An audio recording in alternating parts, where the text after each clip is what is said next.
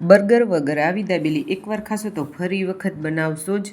તો ઓછા ખર્ચમાં સરળ રીતે આપણે બનાવીએ બર્ગર વગર દાબેલી. તો ચાલો શરૂ કરીએ. તો તેના માટે આપણે મરચાં લઈ લઈએ, ધાણા લઈ લઈએ, આદું લઈ લઈએ, તીખા મરચાં લઈ લેવાના છે. આપણે થોડુંક એવું આપણે ખાંડ લઈ લેશું અને મીઠું લઈ લેશું અને થોડોક એવો આપણો લીંબુનો રસ નાખી દેશું.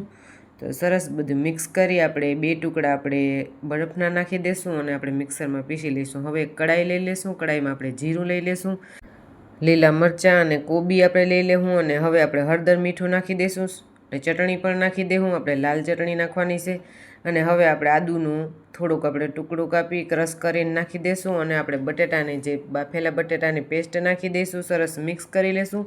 ઉપરથી આપણે ધાણા નાખી દઈશું અને એક પ્લેટમાં આપણે મસાલો બધો પાકી જાય પછી આપણે કાઢી લઈશું. આવી રીતના ઉપરથી ગાર્નિશ કરી લઈશું. એના ઉપર આપણે સેવ નાખી દઈશું, દાડમના દાણા નાખી દઈશું અને હવે આપણે રોટલી લેવાની છે. રોટલીમાં આપણી ચટણી બનાવી ગયેલ છે તે આપણે લગાવી દઈશું. આવી રીતના લીલી ચટણી લગાવી દઈશું ને એક બાજુ આપણે મસાલો ભરવાનો છે આવી રીતના.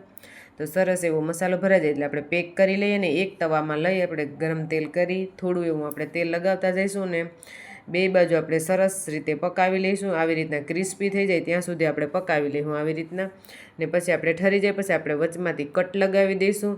તો આવી રીતના દાબેલીનો શેપ આપણે જે બર્ગરનો શેપ હોય એવી રીતના આપણે શેપમાં કાપી લેવું.